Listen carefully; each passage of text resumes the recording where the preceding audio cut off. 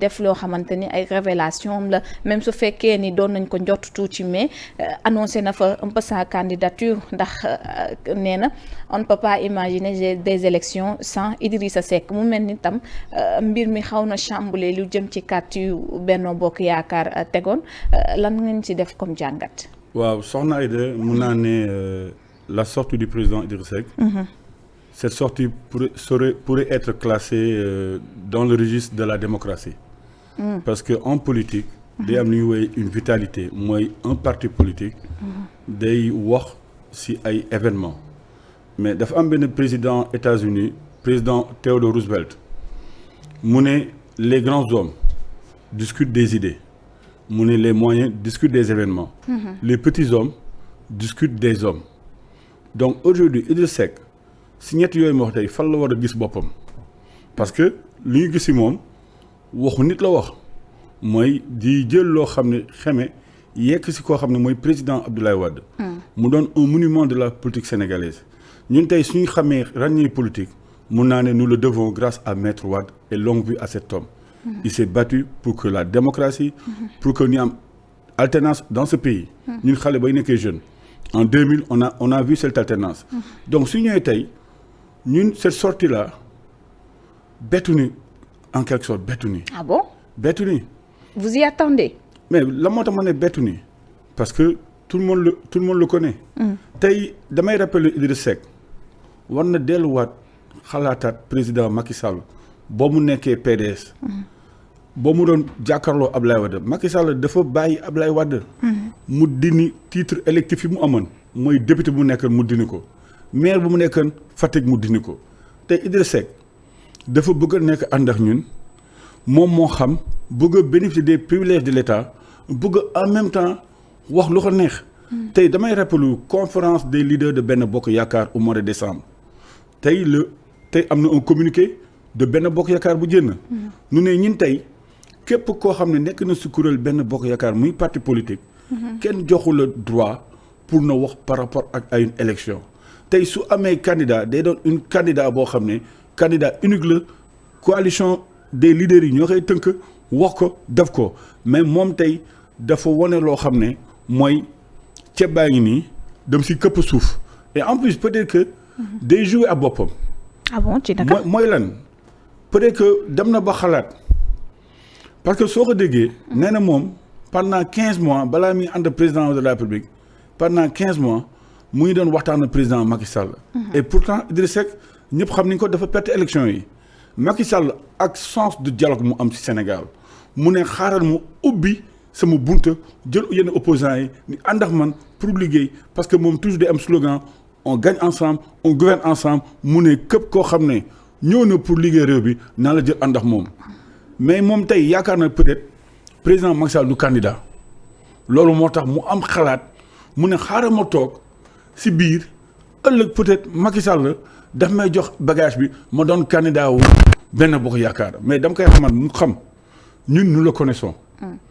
man il y a longtemps boo mu nekkee au Sénégalais de l'extérieur nekk chef de cabinet Souleymane Jules Diop ku xam Idrissa Seck la c'est-à-dire que tey moom dafa doon koo xam ne boo mu nekkee si premier ministre Ablaye Wade mais nga ko xam ku xarañ mais tey on a un sentiment de regret et de pitié vis-à-vis de lui parce que dafa mel ni tey na gis suñu maam tey dafa mel ni maam la quoi parce que soo xoolee boo mu defee déclaration mais les gens l'ont comparé à waa Soleil Levant nen baal ma ñooñu c'est des artistes c'est des comédiens ils sont bons. on l'appelait le show de Idi. le show de Idi ba gars yi ne tey moom dàqe koor nit ñi doon dàqe koor ci conférence bi parce que yi mel ni benn mara moo doon wax. muy dugg sax si loo xam ne Sénégal yi soxluñ ko mu ne wéy man. Tidjane duma Tidjane murit laa lii laa parce que tur bi alors que dans ce pays là le Sénégal est un et indivisible fii tarix yi lépp benn la muy Tidjane muy Ñaseen muy murit lépp benn la mais tey lu ma gën a naqari daf mel ni suñu benn maam moo toog ay xale yu ndaw di leen léebal di leen nettali tey Sénégalais yi dem di moquer Idrissa Seck ni xam ne ñun booy nekkee xale en 2000 Idrissa Seck dafa doon sol chemise bu weex tàll sol ay bretelles nekk un jeune brillant dina Abdoulaye Wade il faut qu'on fasse ce qu'on appelle une campagne à l'américaine ba Wade ñëw ne dites-moi parmi tous ces gens qui n'ont pas de travail Abdou Diouf n'a rien fait pour cette jeunesse. Mais kooku dem ba orchestrer cette brillante campagne électorale et après des années quand on le voit cela nous renvoie au temps préhistorique. seen yaakaar est-ce que en quelque sorte tasul su ma gisee sortie bi ngeen def surtout dal ci kawam gis nañ réplique également bi nga xamante ni def na ko kenn ku ñu war a tontu moom moo di ki yor cëggal guyu parti bi wala boog la coalition mu di kii di président Macky Sall tey seen yaakaar ndiruwul ne dafa tas ci woote bi ngeen ko woote woon.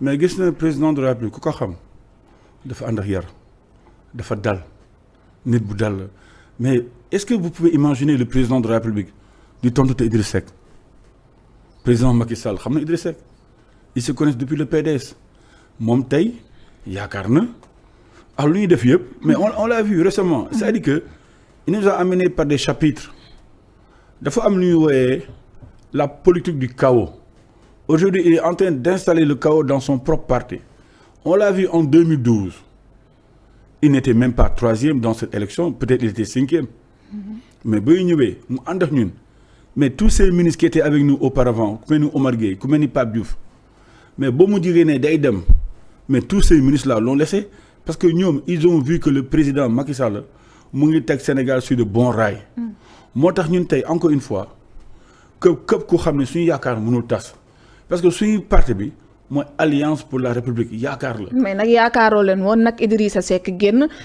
wax ne dafa na présidentielle sans Idrissa Seck mënta nekk loolu moom bàyyi woo leen ko woon xel. soxna si ku xam Idrissa Seck moom mënu bindoon ay jamono mu ne Idi faut 4e président de la République du Sénégal.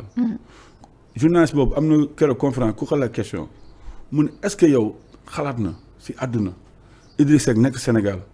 élection am du doon président du doon candidat pour doon président de la République donc ñun xam nañ ko mais ànd day rafet tey Abdoulaye Wade on l'a vu quand il devait être ministre dans le gouvernement de Abdou Diouf dafa def li ñuy woowee gouvernement d'union nationale ànd ak Abdou Diouf liggéey mais ba mu waree jënd dafa jënd dem uti il a fait benn yoon 2 fois et pourtant après ça l'a jamais empêché d'être président de la République mais Idriss Seck des fois dafa am problème ak histoire des fois il se prend comme étant quelqu'un boo xam ne qui est sorti des cultes de Jupiter parce que mënoo toog loo xam ne yàlla c'est un pouvoir qui est exclusivement réservé à Dieu mu ne moom mooy doon 4e président de la République loolu soo ko defee yaa ngi tëkku yàlla parce que y a des signes annonciateurs aujourd'hui gëm la woon rek comme ni ñu gëmee tey ne Sonko moom mooy topp ci président Macky Sall.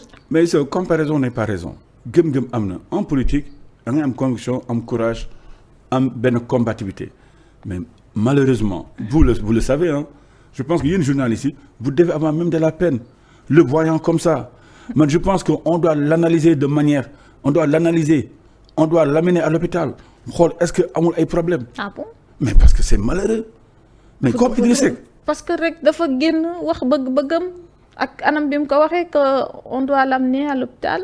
mais est-ce que vous avez analysé ses faits et gestes comment il parlait nu muy xoolee nu muy waxee nu muy defee mais ça nous a écœuré ça nous a estomaqué parce que Idriss Seck ku ko xam dëgg-dëgg il s'est toujours entouré de gens brillants tey ñooñu ku mel ni Thierno Bocoum ku mel ni Abdourahmane Diouf ku mel ni Déthié Fall suñu xoolee Idriss Seck vraiment war ni am lu leen jaaxal war ni am gàcce toog kuy ne ku mel ni Idriss Seck na xam ne fi nga ko tegal ci Sénégal ak xam-xamam ak xarañam mais lu ñu gis tey moom son seul souci mooy lan toppatoo ñu mu àndal de son seul souci c'est d'être candidat à l'élection présidentielle tey lan la bëggoon de se victimiser on a vu il fait c'est-à-dire que day ñëw tey wane di jéem a séduire une partie de l'opposition au Sénégal muy jéem a def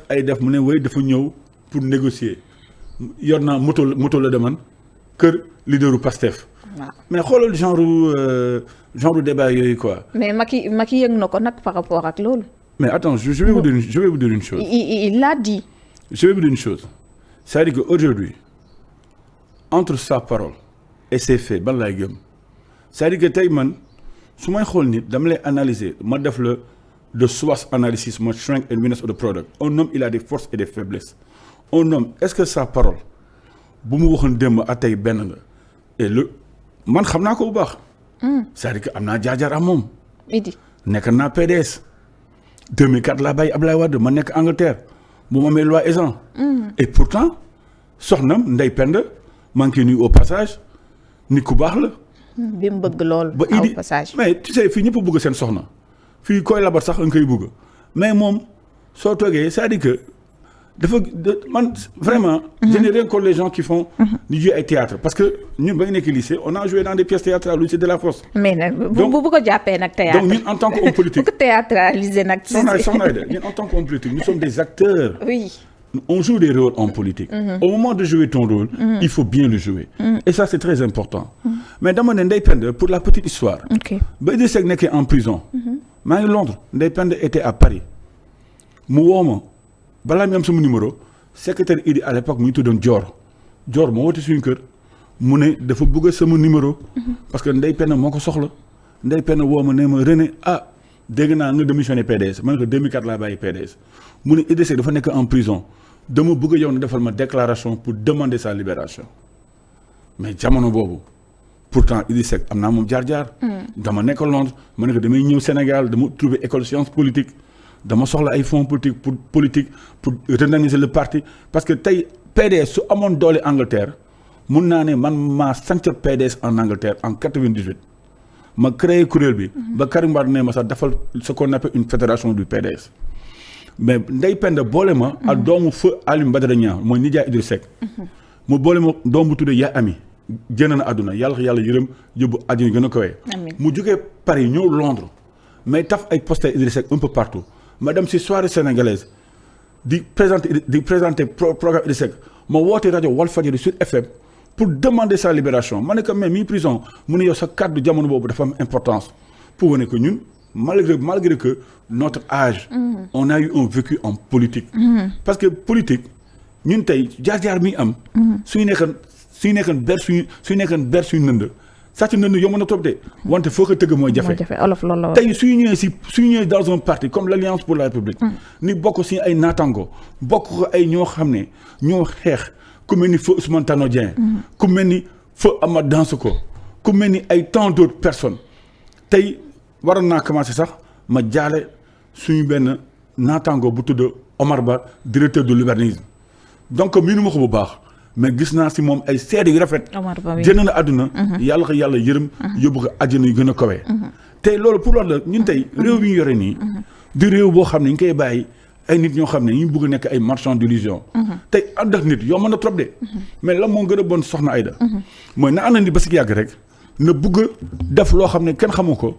moo tax moom mu ne moom il est nuancé il faut le prendre ainsi mais Idrissa Seck tout le monde le sait fii la toog benn jamono et si on en parlait mu wax ba jooy mu ne fan la jaar mais tey man la laa xee wax de su nekkee moom lu am na benn dignité bu nekk si moom parce que dignité c'est important l'honneur c'est comme la virginité ça ne sert qu'une seule fois une fois qu'on la perd on l'aura plus jamais président Macky Sall mais su ko nekkee du démissionner PDS day toog foofu yore titre am député yor titre maire mais dafa ne comme PDS a bokkal bàyyi na parti bi day simmi ndombal tànk bu amee PDS si la dem au moment où c'était incertain mu dem ba nekk maire mais kii moom bëggul bàyyi bëgg a xeex bëgg ñu ni dàq ko pour se victimiser mais dama ne moom tey su nekkee gëm na lu muy woote su nekkee moom am na ambition pour doon président de la République il faut pas vouloir une chose vouloir son contraire. Est-ce une raison que vous ngeen di exiger sa démission wala boog ñu tekki nombal tànkam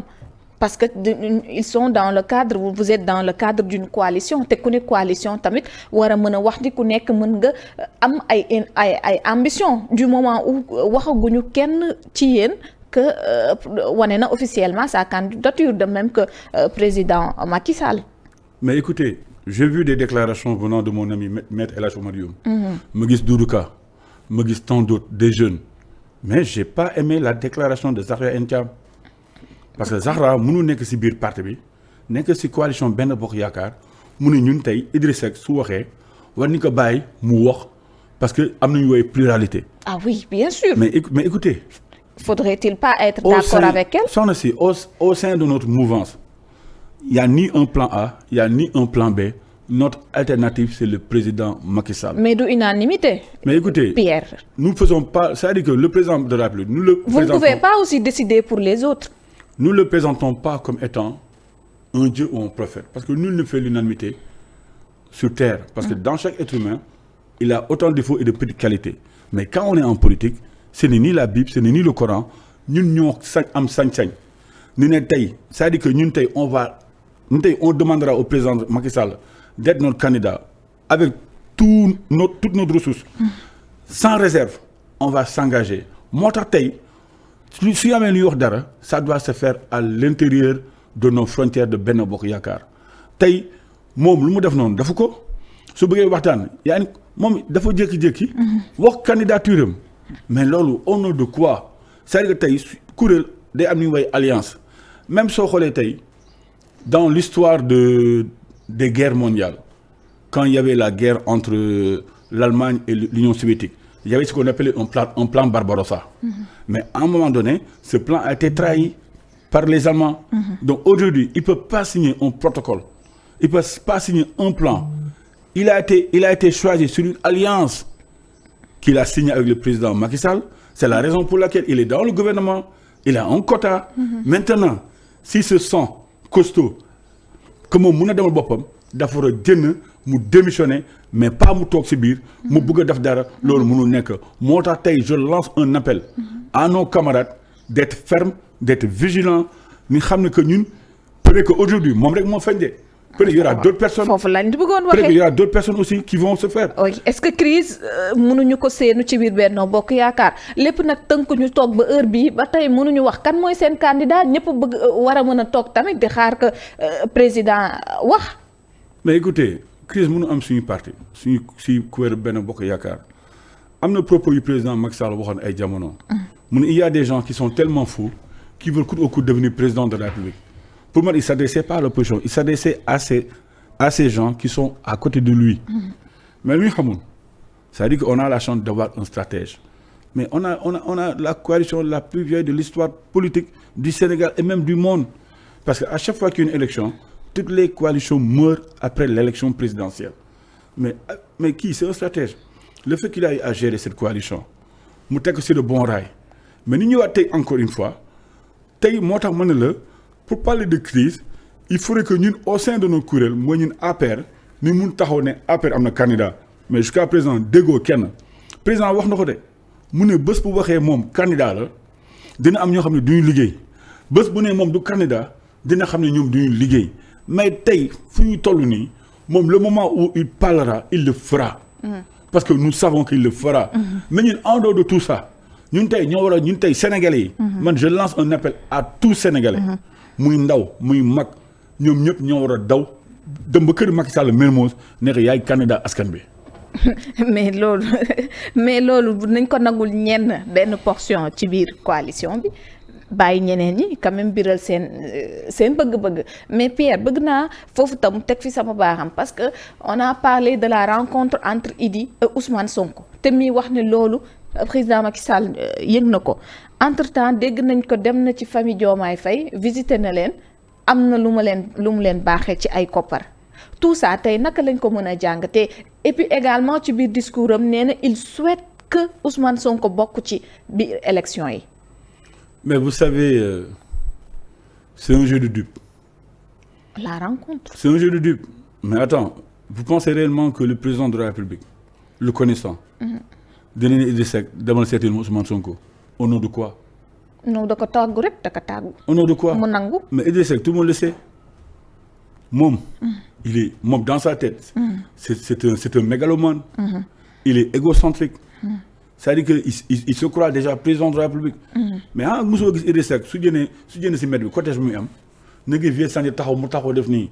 mbooloo bi topp ko. mais il a toujours c'est-à-dire qu'aujourd'hui il est dans un rêve.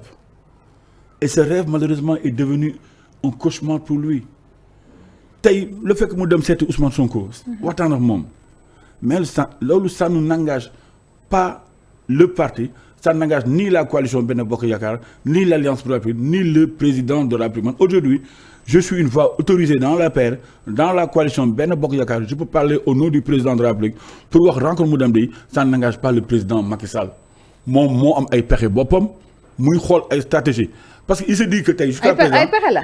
mais attends il se dit aujourd'hui mais li ko dugaloon moom mooy jàmmoo te nee na moom ci avenir u réew mi la waxtaanee ak Ousmane Sonko apaisement entre autres même s'il ne l'a pas dit officiellement à l'entendre parler xaw na wax lu mu wax ak Sonko. mais dafa am lu ñuy woowee en anglais something hidden mooy sometimes behind the closed door. Il y a des choses yoo xam ne c'est fermé il y a des choses yoo xam ne ça se fait pas devant ça se fait quand la chambre est fermée tey Idrissa Seck le connaissant su demee doofu mais c'est-à-dire il est en train de dérouler sa propre stratégie mooy lan il se dit que tey président Macky Sall ba léegi waxul candidat la tey Ousmane Sonko ba léegi déclarul candidature am ne ay candidat la ay nitam ñooy déclaré comme ñun au sein de l'APR au sein de Benno ñun ñooy déclaré ne Macky Sall mooy suñu candidat Khalifa Sall ba léegi kenn déclaré ne candidat la kenn waxtu candidat la moom jusqu'à présent moom rek la nay gis moom kese mu ne moom ni lay doxee day nekk candidat mais su demee ba di dem famille ay Bassirou Diomaye Faye waaw mais loolu day jéem a créer un capital de sympathie vis-à-vis de ces gens-là ça dafa am ni ñuy wooyee tey benn lu ma jàng mooy déshabiller Saint-Pierre pour mieux habiller Saint-Paul mais soo gisee tey nit na gis de nit xoolal am na yaramu nit mais yorul bopp nit bopp la yore bopp ñombor mooy lan day jéem a dugg foofu jéem a galgal suul leen ñëwaat lu muy def dara gëmu ko. Idi gëmul li muy def gëmul li muy def mais la moo tax mu xaar ba léegi. kon kay gëmul woon li mu ànd ak Macky Sall li mu ne woon Covid moom moo tax tension bi lañ bëgg a apaiser. kon ñoom ñaar seen ànd boobu dëgg lalu ko woon. soxna si des fois yàlla sooy wax dara day mel ne yàlla suy ñëw day mel ne des fois luy yàq mais luy defar la moom keroog dafa dafa wax bu jumloo boppam mu ne moom mu waxoon tey vision Macky Sall jam ñaatu la arrêté woon. ba mu waxee. expliqué na woy mu ne woy Macky Sall soo xoolee infrastructure bi tali yi lépp mu def baax na mais moom su ñëwee mun na dolliwaat. mais kooku noonu anu muy waxee anu muy def et on se rappelle quand le président avait les 1 an de l'alternance il avait fait une déclaration pour dire que moom ni muy doxee ngeen àndu si mais dafa yaakaar doon jamono boobu su demee ñëpp a koy topp mais la preuve pourquoi il a recadré Yankhoba Diattara man de jusqu'à preuve du contraire man dama gëm Yankhoba Diattara su Idrissa Seck demee moom day ànd président Macky Sall à cause de sa posture mais dama gëm loolu Yankhoba Diattara mais boo mu ñëwee il a dit mais qu'est-ce qu'il n'a pas dit sur nous aujourd'hui il est ministre des sports te loolu mais xam na dama ministre des sports tey Sénégal c'est un élan de solidarité à l'époque on parlait Sénégal kan lay jël Coupe d'Afrique mais aujourd'hui Sénégal dépassé na kan lay jël Coupe d'Afrique léegi ñaata coupe ñu war a jël fii ak jamono yi te dama gëm Yankhoba Diattara il veut marquer l'histoire il veut laisser une trace indélébile te loolu fa la mu defee mooy en étant ministre des sports Sénégal récemment on a pris beaucoup de coupes. mais bu doon loolu la est-ce que dina demander sa démission parce que grâce à Idrissa Seck moo tax président Macky Sall tabb ko ministre ah. léegi soxna si xam yow dañuy déglu am na nopp am na bët Yankhoba kam moo ko waxloo ba mu ne Macky Sall moo suñu candidat.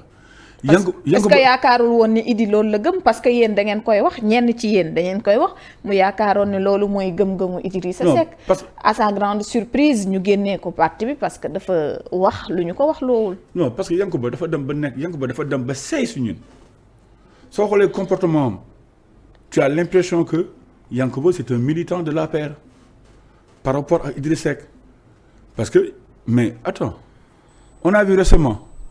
pour le jour bi xam nga j'ai dit que lii politique bi def ni instant bi du 1 plus 1 égale 2 de c'est 1 plus 1 égale 3 récemment Idrissa Seck dem na palais ànd ak mouvement des femmes président jàpp leen jox leen. de réew mi jox leen koppar gu takk. jox leen c'est normal tu sais le président de la République il a président de la République soxna si yéen journalistes yi soo leen demoon seeti président de la République mais day jël si koppar jox leen jàppale leen parce que ay Sénégalais ñoo ñëw ay taskatu xabaar ñoo ñëw seesi ko am na droit mu jàppale leen loolu mu am caisse noire bi c'est-à-dire que loolu c'est le pouvoir qui est conféré au président de la République. mais René am na fu mu xaj ku dul di neexal waa femme yu réew mi ndax gisoon nañ pënd bi wuri woon jamono jooju waaye jigéenu réew mi ñëw ñu tuuf leen xaalis boo xamante ni actuellement am na ci ñu mu gën a yellu ci ñu nekk fii ci réew mi.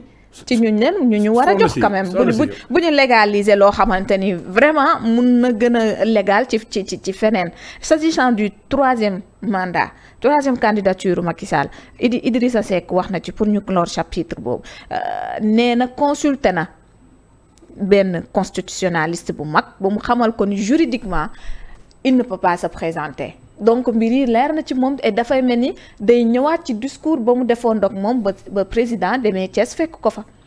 xam soxna si man sànq am na loo wax mais du ma d'accord yow foofu. xam sànq nga ne président de la République. xaalis bi am na fu mu xaj. oui mais tey président Macky Sall c'est le champion de l'inclusion sociale c'est le champion de l'équité territoriale. tey en termes de bourse familiale. qu'est-ce que nous avons fait pour ce pays c'est énorme en termes de santé c'est énorme tey soo demee au niveau de l'emploi des jeunes. mais tey xëy ndaw yi mais tey y a une ruée c'est comme au temps Kobo yi mooy la ruée vers l'or aujourd'hui c'est la ruée vers l'emploi mais emploi bi tamit day am ay prédisposition tey jeunes yi tey quelqu'un dina moo ne am na jeunes yu nekk Angleterre jeunes yu nekk Paris mais tey un jeune qui est au Sénégal il n'a pas le complexe d'un jeune qui est à Paris qui est à Londres parce que fii tey on a tout dans ce pays. mais pour revenir par rapport loo xam ni si par rapport Idrissa Seck noonu dama ne ñun tey par rapport ak moomu ne am na ñu mu waxtaanal bay nekk président de la République. mais tey tu sais une loi s'il est clair. elle n'a pas besoin d'être interprétée. même soo xoolee article 27 bi c'est-à-dire que la durée de mandat est de 5 ans c'est-à-dire que nul ne peut faire plus de 2 mandats. consécutifs bu 5 ans mais tey ñun tout le monde le sait. c'est-à-dire que juridiquement le camarade Mbaye Ndiaye doyen l'avait dit que le président a droit à un mandat et pourtant il y a des opposants qui sont pas avec nous comme Barthélémy Diaz ak Ousmane Sonko ils l'ont dit mu ne wéy Macky Sall am na droit parce que constitution référendum 2016 bi permet na ko mu am droit nekk candidat mais tey Idrissa Seck moom tey day xool lu gën rafet day mel ni tey nee nga wax benn jigéen. jigéen bi lu mu sikk yow gisoo sikkam de rafetaayam na gis mais te Idrissa Seck tey lu Macky Sall def lu baax gisul leneen de lu mu gis mooy moom Idi faux boobu dafa nekk Idi faux 5 mooy Idi président de la République. 5e président. moo tax moom foofu la omnibulé c'est-à-dire que lii dafa mel ni sax une maladie moo tax ma ne tey xam nga ne récemment on a parlé de Covid mais dama yaakaar moom est-ce que amul Covid intellectuel parce que dans les classes élémentaires on nous a appris qu'un enfant qui est sous-alimenté est atteint de kwashiorkor et de marasme et je pense que Idrissa Seck est atteint de marasme intellectuel parce que dans la narration même il se perd parce que day jékki wax. mais li mu wax lu beaucoup de Sénégalais wax ci concernant la troisième candidature du président même si vous le justifiez juridiquement comme il l'a fait mais moralement mënuñu accepter que mu présenté wu waat ne day dekk beneen troisième candidature am du moment où moom moo ñëwoon bind livre am bi wax ko constitution ñëw mu ñu voté référendum mu ne pour régler problème mu candidature ak mandat fii moom moo waral mu indi lool s'il revient mu wax que ni non contexte bu ñu day changer war nañu tax ñu mën a changer position tamit day nduru leneen c'est du wax waxeet même s'il refuse comme le journaliste bi ne ko wax waxeet nga def mu ne moom il ne fera jamais du wax waxeet. soxna si man xam naa yow foo ma bëgg dugal. fan laa la bëgg a dugal xam naa foo ma bëgg a dugal mais du ma àgg yow foofu noonu. fan laa la bëgg a dugal non xam naa foo ma bëgg a dugal parce que sa argumentaire noo koy waxee. lu may poser question bi nga bëgg ma dugg ci domaine boo xam ne mooy wax waxeet assure le mooy moral léegi aujourd'hui il s'agit mais la ma xew léegi aujourd'hui c'est-à-dire que c'est entre le préférable et le détestable c'est-à-dire que aujourd'hui avec tout ce que le pays a comme ressources est-ce que nous allons laisser ce pays entre les mains des pyromanes aujourd'hui ñun ñoo taxaw nee na réew bi fu mu dem parce que soo xoolee le plus souvent su nekkoon opposition bi tey ba ñu demee Assemblée nationale ils nous ont rassurés mais la première fois qu'on les a vus à l'Assemblée nationale Sénégalais yi sax aujourd'hui ils ont été déçus par eux. xam nga yaa ne Sénégalais yi. mais Sénégalais yi sooy waxtaanal. li ñu lay wax autopont yi Macky Sall li ñu lay wax. maa ngi waxtaan sama benn jaay dëmb mu ne ma moom dafa doon dem Lumpul ba Gandiol Saint-Louis mu ne mu dem ba côté Mboro noonu mu jël beneen flèche bi jaar pour dem Saint-Louis mu ne dafa gis foofu àll baa ngi verte tali baa ngi baax mu gis ni ñu ko goudronné c'est-à-dire que loolu pour loolu day wane que tey sénégalais yi na wax yooyu ñoo contre loolu sénégalais yi gis yooyu di génn xam suñu toogee Dakar rek toog ay Médina toog ay Grand Dakar toog ay Plateau toog fii toog di wax mais képp ku gis tey lu ndaw rek centenaire bi ñuy jógee bakki démb soo gisee au moins ça change ça avance nga gis BRT bi su paree ça va changer le visage du Sénégal et pour revenir à votre question tey ñun la moo gën a fort le conseil constitutionnel à la parole du président à chaque fois le président bëgg na changer affaire yi wàññi ko def loolu mais am na lu ko tënk mais la mooy le problème aujourd'hui c'est que ñun tey soxna si amul A amul B ñun bés bu jotee le président Macky Sall dina wax Sénégalais yi mais balaa muy wax Sénégalais yi ñun suñu kuréel ñun ñooy dem bu si këram te man loolu du waa APR kese képp koo xam ne satisfaire na Macky Sall dafa na tali yi képp koo xam ne gis na si bopp si bourse familiale yi képp koo xam ne gis na doom yi si xëy ndaw yi ñooñu maa ngi laaj Sénégalais yooyu ñu ñëw ànd ak président de la République dem këram nekk président ñoo lay tàllal loxo ñoo la jàppale ni réew bi yow yaa fi nekk yaa mu yore Sénégal yow rek yaa fi nekk parce que tey lu tax ni wax ko dafa doon un jeune mu nekk un géologue mu xam la mooy pétrole mu xam la mooy gaz et pourtant on a parlé de gaz et de pétrole dans ce pays yàlla def ba mu ñëwee mu gën si xarañ mais avec tout ça que nous avons dans ce pays là tey le 4 avril on devrait être fier de ce président c'est-à-dire que les gens qui parlent là ils méconnaissent ce que c'est la géopolitique et la géostratégie tey les armées là on a vu tant ay TikTok nos pays voisins là ou ailleurs en Europe les gens font l'éloge de nos soldats mais loolu la pour la loolu c'est pour la sécurité c'est pour lancer un appel à toute cette force là rebelle aux alentours que nous sommes un État fort et souverain que nous ferons face pour montrer qu'on est dans un état de droit par rapport à la sécurité et là c'est très important. léegi par rapport ak beneen point bu ñu ko xoolee rapidement mu jëm ci gis nañ Karim Wade moom tam démb mu def inscription ci